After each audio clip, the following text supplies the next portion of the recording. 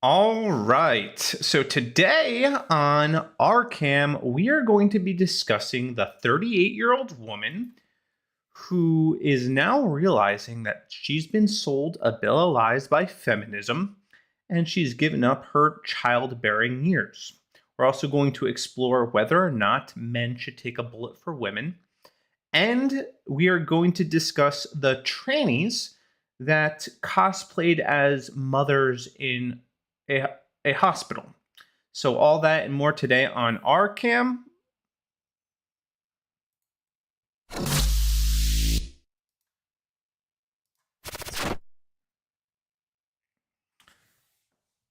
All right. So, welcome to RCAM. I'm your host, Ryan, and thank you for tuning in today.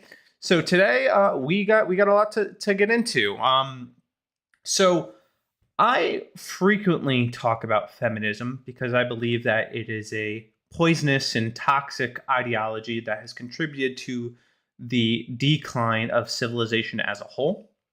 And I think it's awful. And I think that a lot of women, especially women my age, are going to start to wake up to the lies that they've been sold. I already know some of them that have changed their feminist perspective, at least a little bit, in regards to children. The older they got, I remember a person I used to be friends with when I was young. She was adamant about not having children, absolutely adamant about it, pretty feminist. And I told her, I was like, I think you might come to change your mind. And now she's on her second kid. And I do find it a little bit amusing. Um, but that is the reality that a lot of women will face.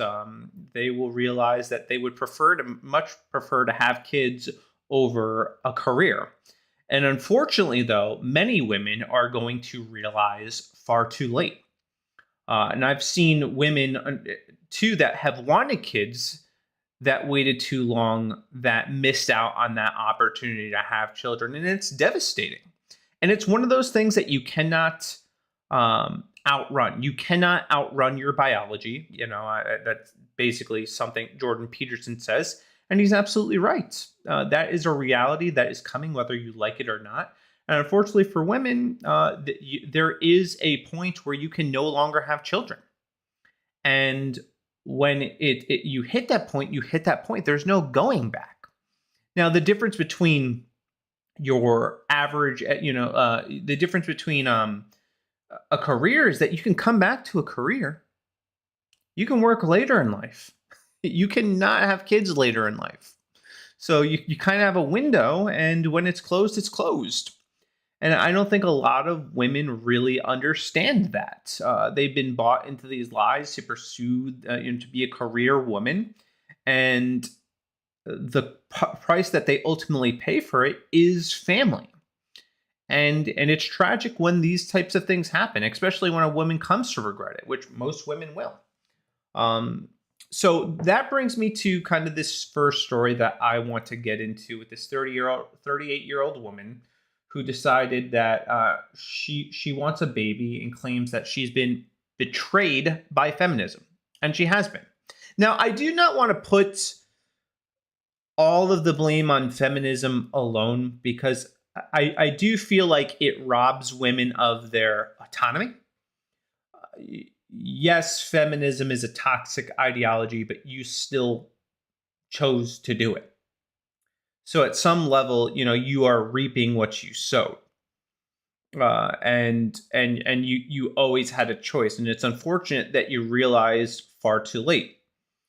So I don't want to put the responsibility squarely on feminism alone, because this woman, again, she did have a choice, and she opted out of motherhood for her career, and we're going to read a little bit about that story. So this is by the New York Post, and it reads, I don't know if you guys can read that. I'm going to make it a little bit bigger.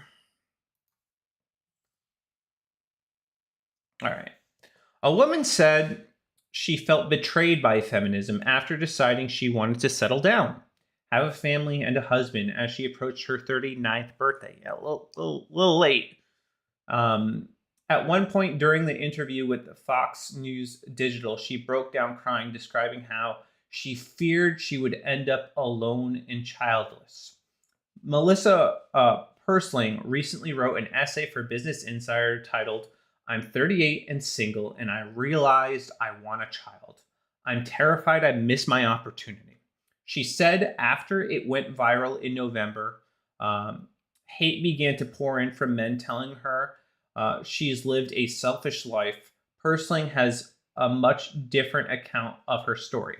When Persling was 22, she married a traditional man and moved to a rural community in Coeur d'Alene, Idaho.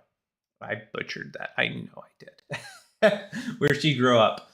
He wanted a simple life with children and home-cooked meals, she said. However, Persling, despite coming from a religious Christian background, made it clear to her husband-to-be that she didn't want children. At that time, I felt very strongly I did not want children. That I wasn't going to be like the traditional housewife. I knew I didn't want to pursue. I did want to pursue a career, she told Fox News, and I felt very strongly that that would never change. And I guess I was wrong. You guess?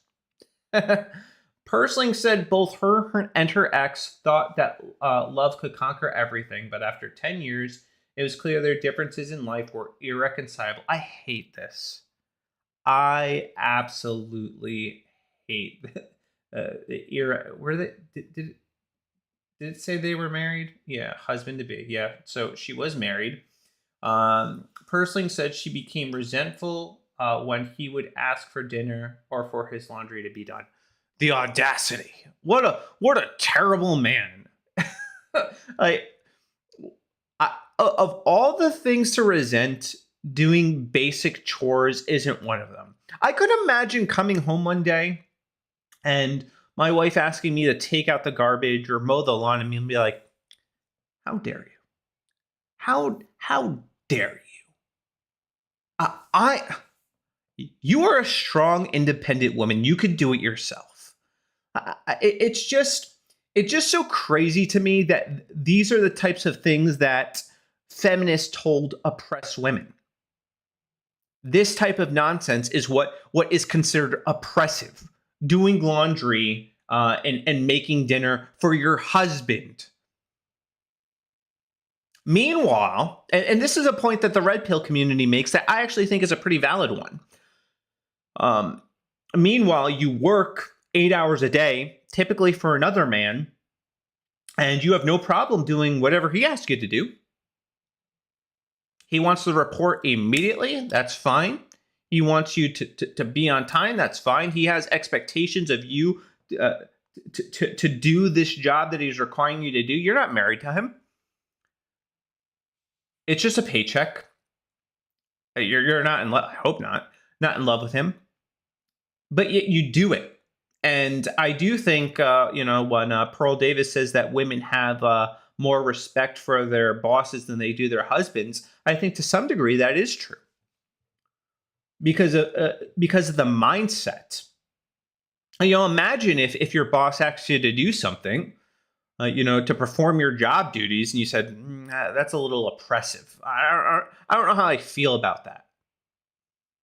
You're oppressing me." I don't imagine that would go particularly well, and I don't imagine that anyone would do it.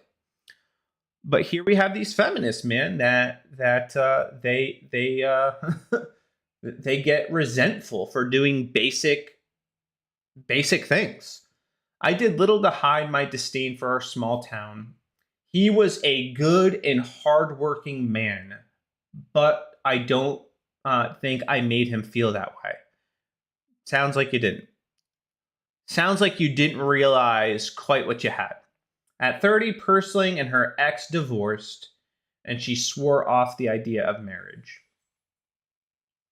I told my friends and family I'd never get married again. I need independence, a fulfilling career, and space to chart my own course.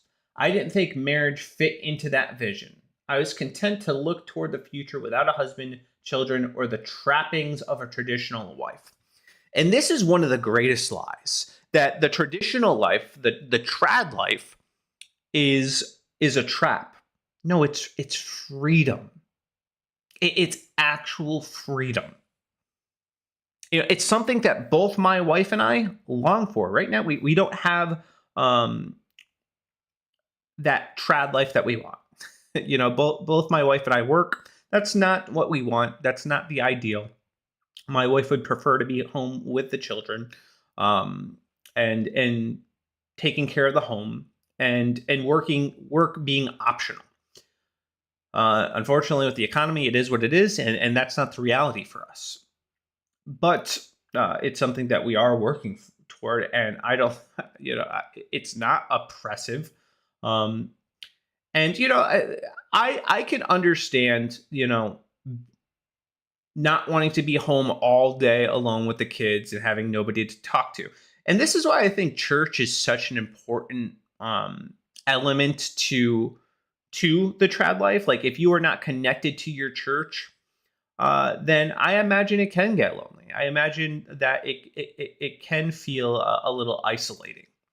But a woman that's involved with her church, involved in her community, is active. I don't think she's going to feel that the same way that, let's say, the feminist liberal will.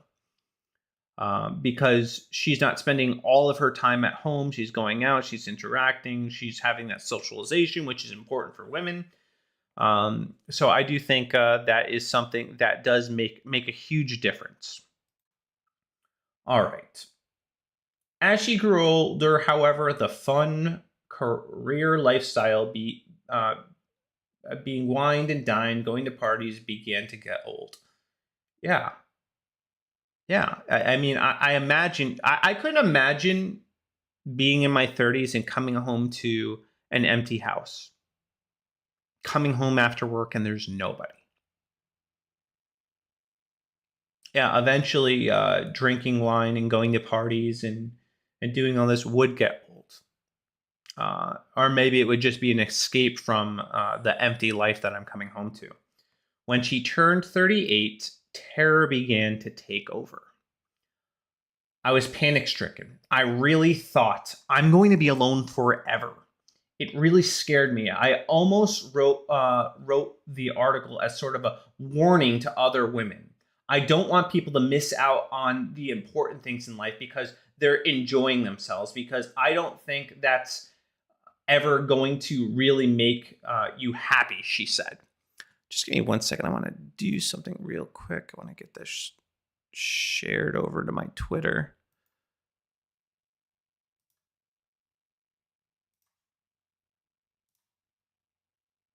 All right. We should be good. All right. Sweet.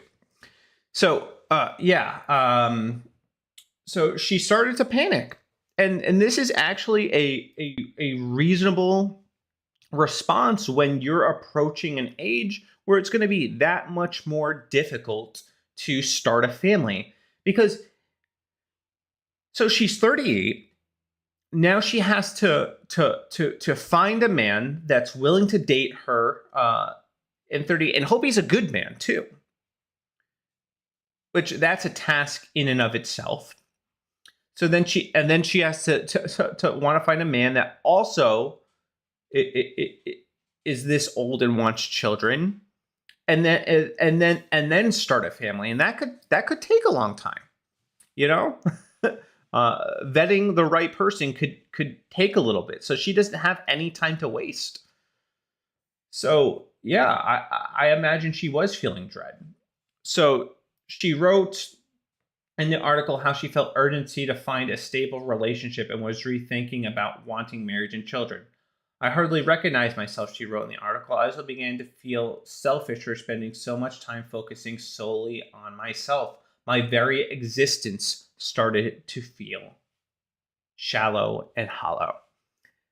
This is what feminism brings, emptiness. And it's because the core of feminism is actually rooted in Satanism. It follows that do what thou will mantra. It harkens back to Eve pursuing her own desires rather than God's desires. And unfortunately, it robbed this woman of her childbearing years, and it's devastating. And there are so many people that focus solely on themselves. Let me tell you something, all right? One of the most beautiful things in life is not living for yourself. And I think this is one of the biggest problems that our culture faces. They live solely for themselves. If you want to find meaning, if you want to find purpose, if you want to find fulfillment, that comes in living a life in service to other people and God, primarily God.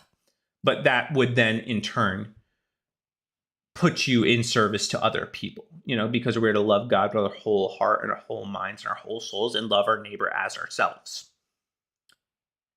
And when you do that, there is true fulfillment in it, unlike anything you'll ever experience. My marriage is one of the most fulfilling things I've ever done with my life.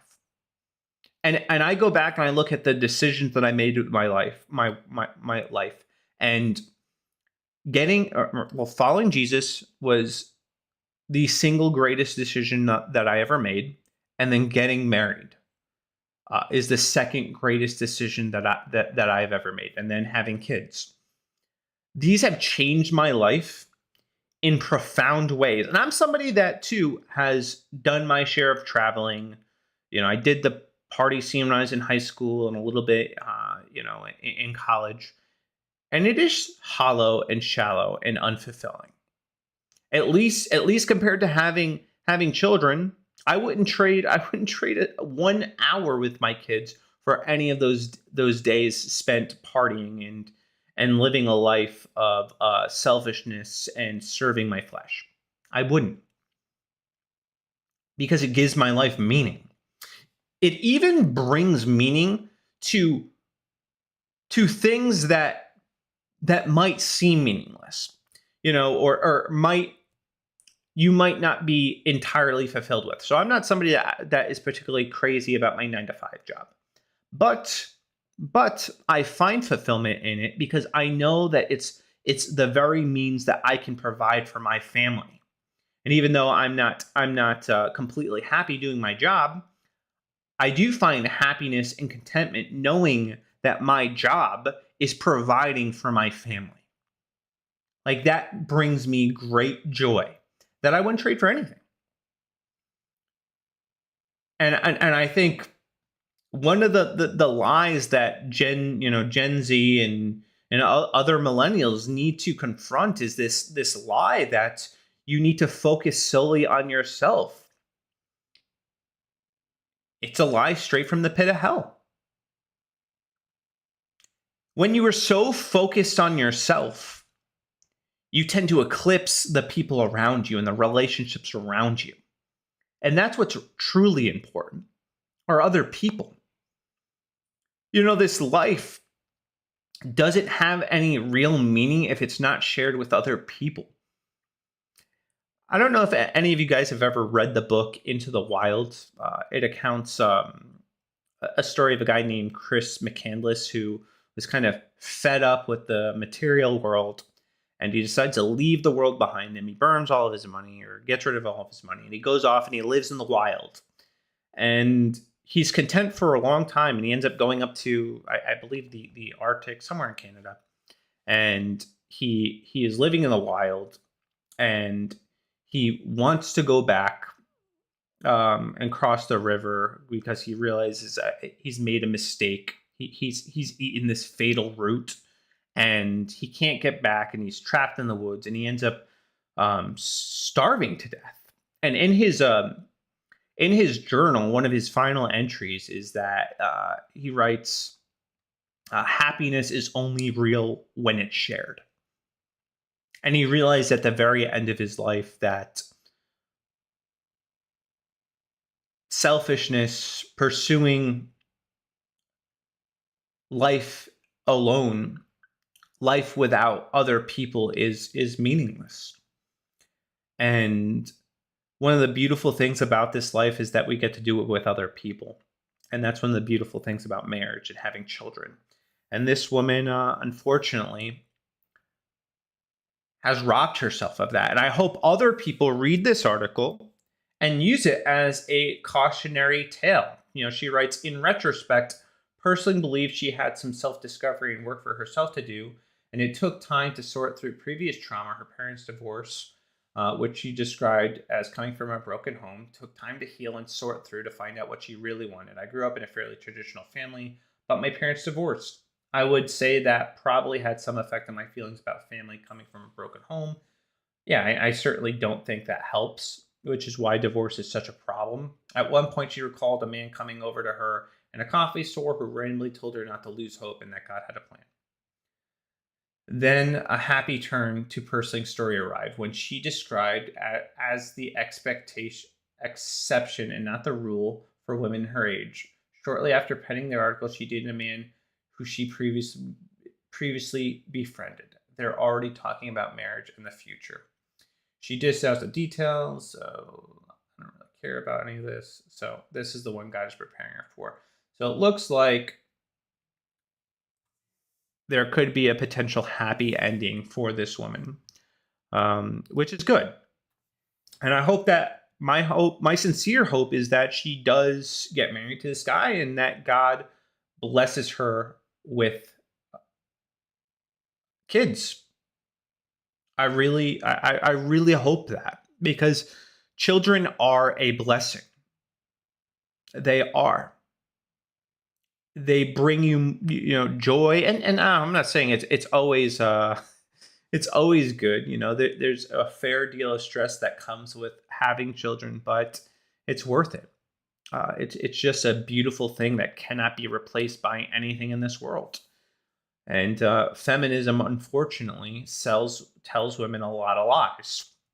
Now, while we're on the topic of feminism, there's been quite some interesting dialogues happening. So, last episode, we talked about the bear or man scenario that women choose between, and many women were choosing, saying they would rather be alone with a bear in the woods than a man. And today we had, I believe, Brian from the Whatever podcast present a situation that I'd like to read with y'all. All right, so this is his post on Twitter. He said, recently been asking women if men they are dating should take a bullet for them, and if they would date a man who would not. Most say yes, men should, and they would not date a man who is unwilling to sacrifice his life to save hers. Nobody bats an eye at this gender expectation, the ultimate gender expectation to literally die for a woman. But if men say women should cook or women should take care of the household, you are immediately labeled a sexist misogynist. And I find this interesting, especially after reading this last article, because one of her complaints and one of her frustrations was that she didn't want to cook for her husband. She resented cooking for her husband and doing dishes, doing chores. But I am sure she probably had this same expectation that he would die for her. And I don't think that's a bad expectation for women to have of their husbands. And I think most men would die for their wives. I hope they would. That's what it means to be a good man, and as a Christian man, one of the greatest things that you can do is lay down your life for another human being. And if we're to love our wives as Christ loved the church, then the ultimate demonstration of that love would be to lay down our lives for them as Christ has laid down his lives for us. So he continues, men are viewed as the disposable sex, always have been. It's insane that there's so much attention on the benign gender expectations placed on women, cooking, cleaning, household chores, and nothing on the massive burden placed on men. Many women want us men to literally die for them, but many scoff at the idea of cooking us a meal or being submissive. Clown world. And I have to say, I kind of do, like, I agree with the scenario that he's presenting. I don't agree that men shouldn't lay down their lives for their spouses. or so I don't agree with that. I think as a man, we have a responsibility to defend the women in our lives. You have Pearl Davis, oh man, God bless Pearl. Sometimes she's a trip, man. But she thinks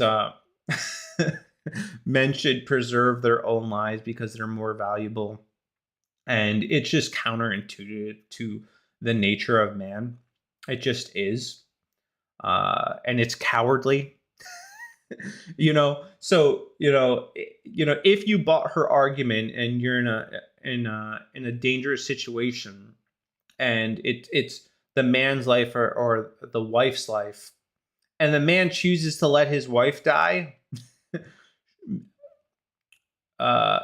there's no planet where he's ever recovering from that.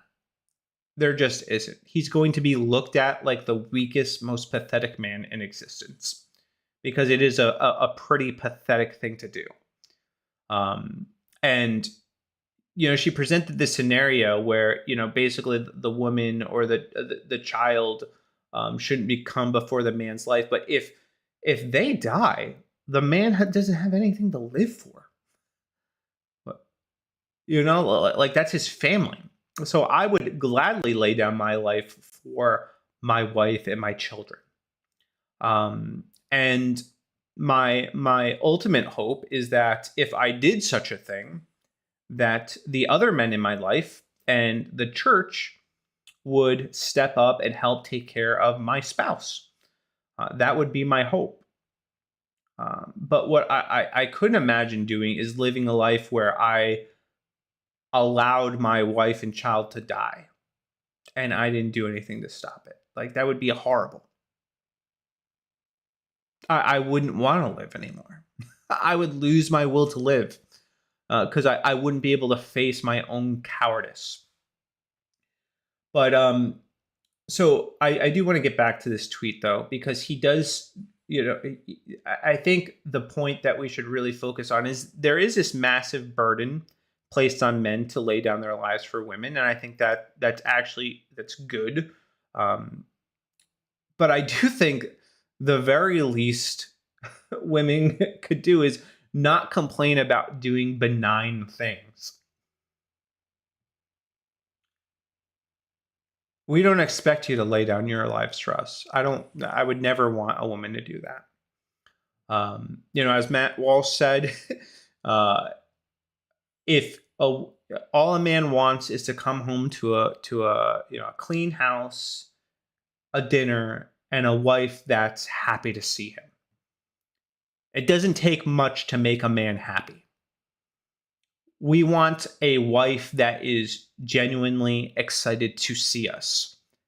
There's this clip, actually, I want to try to find it because it was pretty good. And I think it demonstrated this pretty well, where there's this woman and she's waiting home every day for her husband to come home. And yeah, here we go. I found it. All right, let's play this.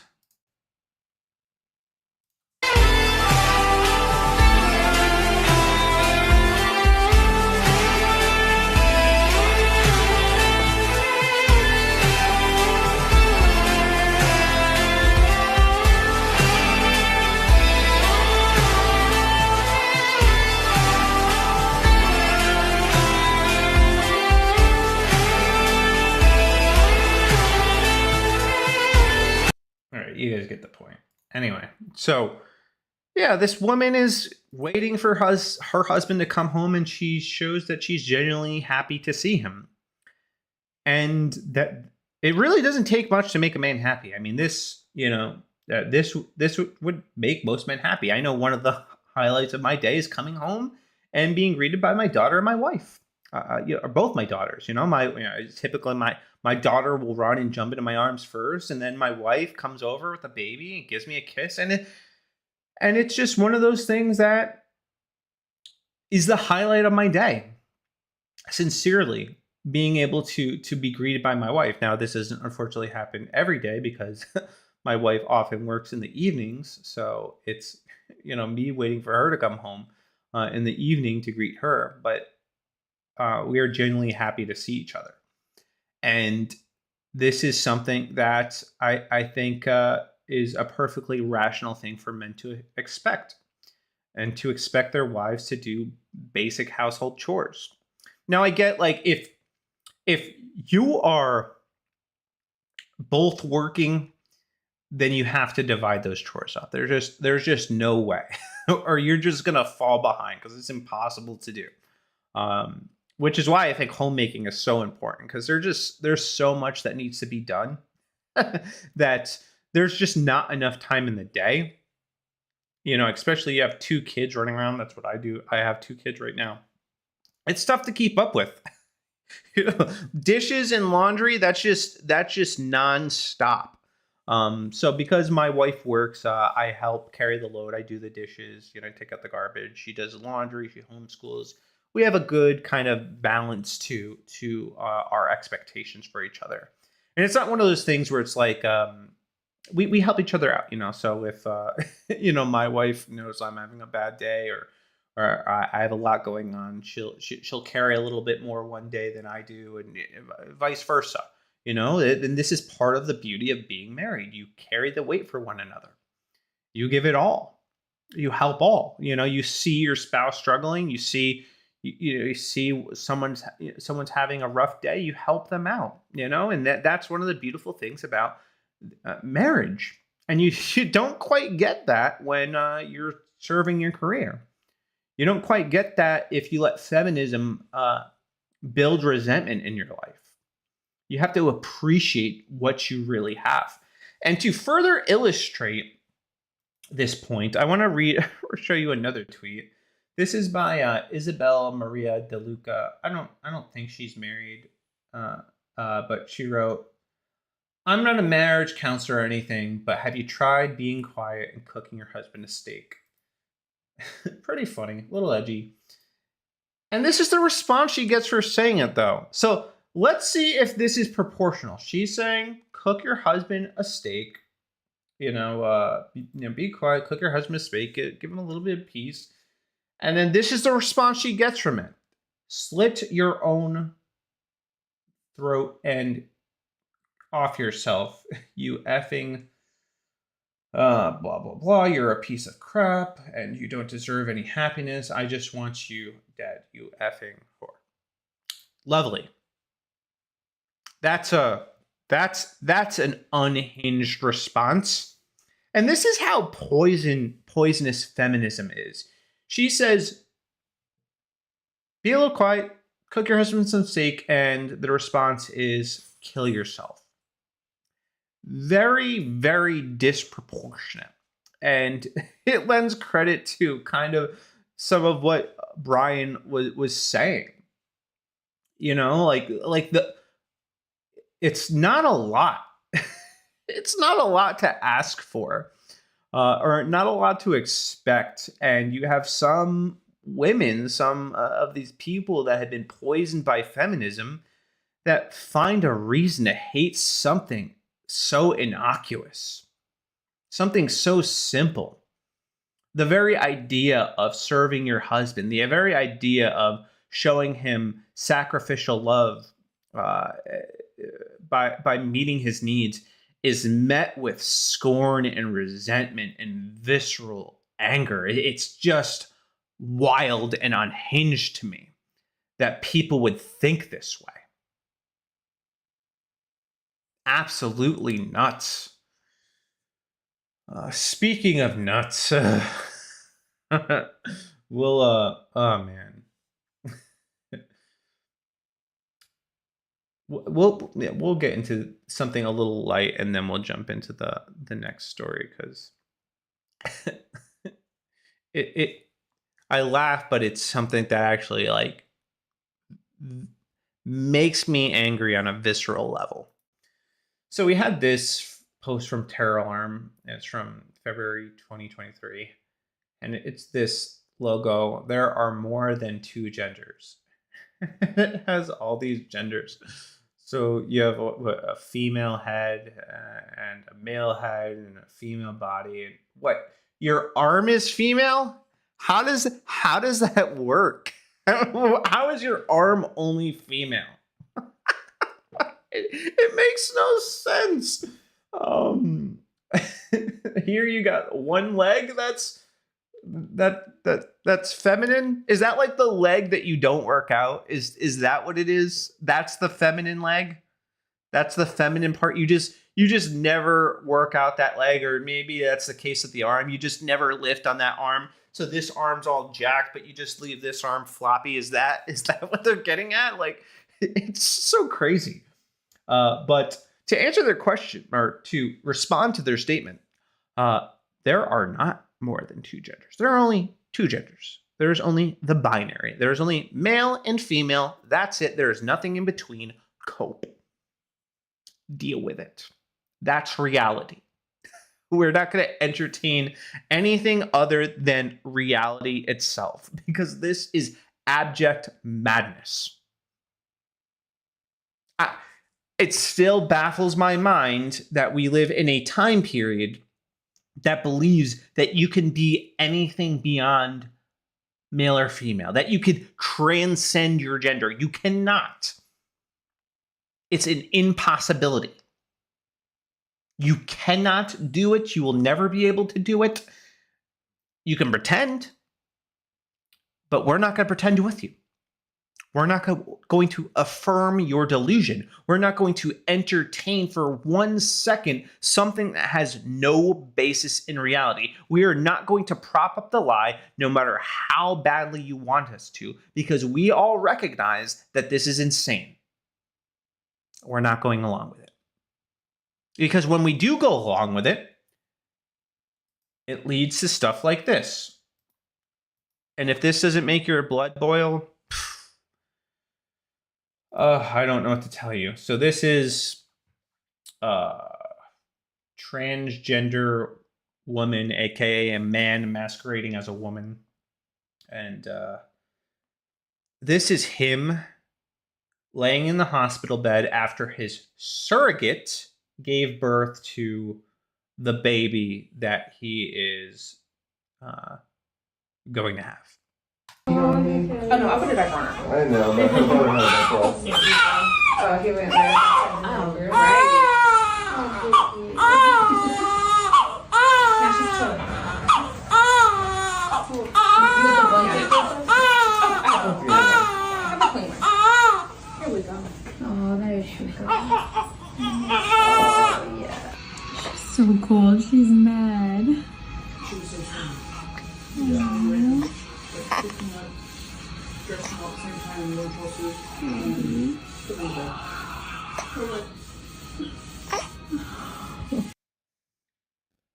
So demented.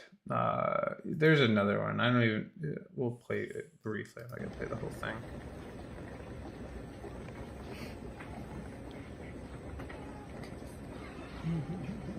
It's like, don't cover me up. Oh. Oh.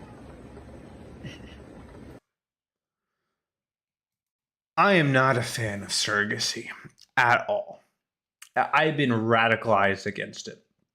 And seeing videos like that just further enrage me, to be honest with you. That men are basically robbing these children of their right to have a mother. Intentionally putting children in a situation where they are not going to have their biological parent around. It's so evil. And I'm not letting the surrogate parent off the hook either, because it's evil that they allow this, they go along with this, that they give up their baby for money. It's a form of human trafficking. It's sick. And you know what I've noticed? It's always trans women, men masquerading as women that are doing this. Almost every instance I've seen, it's always two men doing this. And it's horrific. Maybe, because typically if you have two women, even if they're pretending to be the opposite sex, at least one of them can biologically be pregnant. But they're still being deprived of the opposite gender which is, it's disturbing. Because every child needs a mother and a father. Every child needs both a masculine man and a feminine woman to guide them. They need both genders. There's a reason that God invented male and female, because children need both. They need both. They need the influence of both to help shape them and mold them into who God created them to be.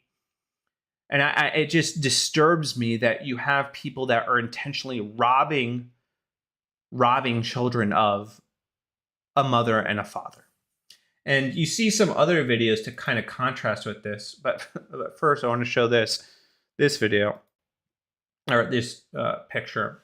So this same guy, he's being wheeled out. Why is he being wheeled out? Why?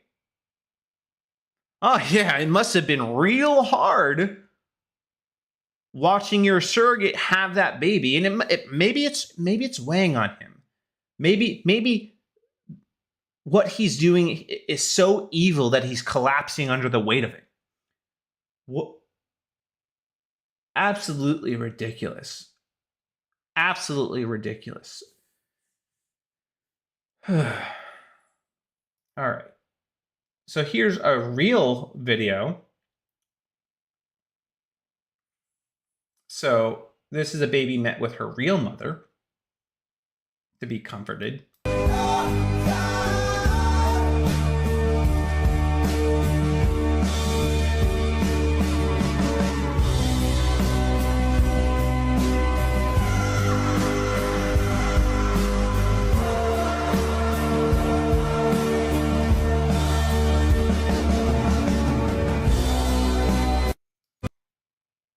Just look at the contrast. This baby just looks so at peace being with the mother, as opposed to that other baby being thrown on this man's chest and looking uncomfortable and bothered and unsettled. This baby looks at peace, like she's home. And that's something that these men masquerading as women are not going to be able to provide for their child. There's one more, because I'd rather show more of these than the tranny holding the baby. Hi, Mama. Mwah. So, I'm sorry I was a stinker.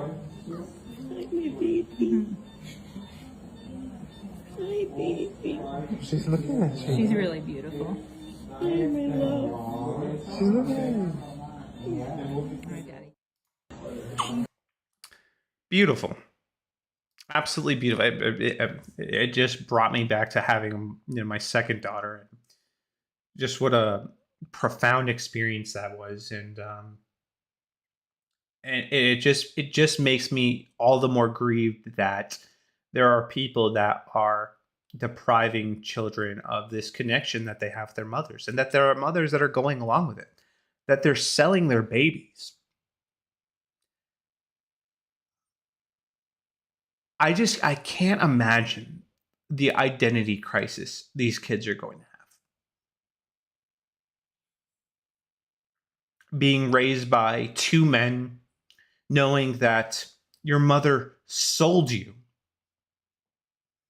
to be raised by their men, and not getting that opportunity to bond and get to know her. It's just wild to me. And it's so backwards. And I hope that ultimately we do pass laws banning this satanic practice, because it does need to be stopped. And currently there are not a lot of laws vetting these people that are getting these babies via surrogacy. Like, we have real rigid laws when it comes to adoption. There are background checks. They go, they visit the family, they watch them, they see if the baby would be a good fit. You don't have that when it comes to surrogacy. You don't have the same rigorous background checks that you would like with adoption, which I think they ultimately should have. At least, I mean, I think the practice should be banned entirely. But if you're going to do something, do at least that, because this is insane, and these kids could be these people could be abusive, yeah, and very likely are. And I think we'll conclude with this video, because this will just kind of tie up the toxic nature of feminism and leftism that has gripped the culture. Do you know what makes me special? I'm a queer. And I'm a witch! And she's also a demon! Oh, man. I just want to see what the original post said. So this is a Eurovision act. I don't know. Disturbing stuff. Yeah. I don't know why people are proud of this. You're not actually that special, being people identifying as queer is like everybody's doing that. You're not that special, and being a witch, oh, so edgy, so cool. Basically the whole, most of society practices Satanism light, that's what selfishness ultimately is. It's satanic. When you have this do it thou will, and you are doing everything in your power to blaspheme God and serve yourself and serve your own desires, you're practicing Satanism. And this is exactly what this individual is. She may think she's edgy and cool, but she won't be thinking this way when she's standing on the other side of God's judgment. And I think this should be kind of a warning signs for those of us who believe that we need to repent. We need to get right with God. We need to serve him with our whole heart, our whole mind, our whole soul, because the world is evil. And we need to return to God's way of doing things, because life is a lot better when you do things God's way. And this is what happens when we forget his law, when we forget his statutes, when we forget his judgments. Evil takes over the land, and we see it in all forms, in feminism, in transgenderism, in Satanism, in witchcraft, and all this stuff that we're seeing from the LGBTQ plus cult. And it's going to get a whole lot worse before it gets better. So I encourage you guys, get into your Bibles, read your word, spend time in scripture each and every single day. Make sure you're right with Jesus, because the world is wicked and the world is evil. And be brave. Like, that is something that I want to do my best to encourage each and every single episode. Be brave. Be bold. Do not be afraid of these people. Do not be afraid to challenge these ideologies. Do not be afraid to stand against them. Because if you have God on your side too, he goes before you. You need only be still. He will fight for you. So trust him. And don't shrink back. Do not compromise. Do not placate to them. Do not try to find the middle ground with demons. Don't. No, we're done with that. Conservatives have tried that and they failed, and now we got trannies in the movement. Way to go! Good job, guys. No, we're done with that. We're not compromising. We're not accepting these people into the movement. We're going to return to tradition, and we are going to fight these people tooth and nail with every fiber of our being, no matter the cost. All right, so that is all I have for today. Thank you for tuning in. If you like this stream, please like, subscribe, comment. Let me know your thoughts. I'd love to hear from you. And I will see you guys tomorrow. Have a blessed night.